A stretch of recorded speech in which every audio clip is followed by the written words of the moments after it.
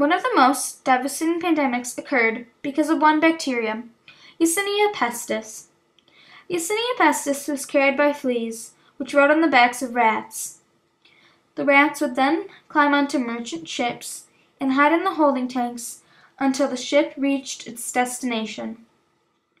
The plague spread from China to Europe via the Silk Roads and other trade routes.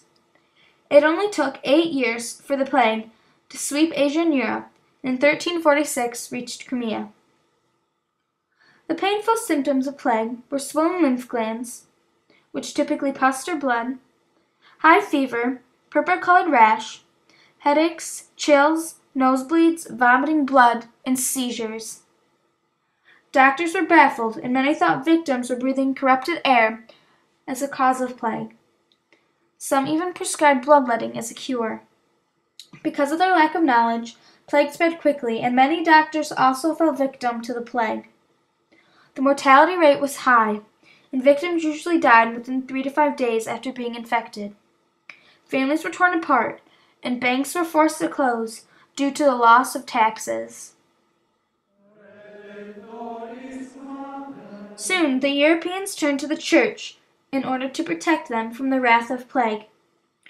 When the Europeans realized the church could not save them, they lost faith, and some abandoned the church entirely. Soon, a new sect emerged called the Flagellants. Dressed in white robes with red crosses, the Flagellants believed their self-imposed pain and suffering would cause God to lift the curse and to save the world. The Flagellants got out of hand and soon used the Jews as a scapegoat. They claimed the Jews poisoned the drinking water as a cause of plague. Such accusation caused a mass killing of Jews across Europe. Some historians know this as the First Holocaust.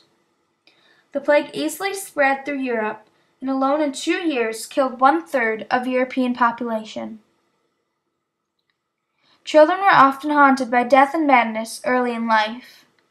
They enjoyed throwing stones at witches, who they generally blamed for the spread of plague. Paintings became dark to reflect the death and despair of the time period. Sculptures were often included worms and snails, and coffins were frequently painted with skeletons. As the plague continued to spread, the written language was almost abandoned along with the churches. The plague resurfaced every few decades, ending in the 1700s. But never again did bubonic plague return with such ferocity as it did in 1347.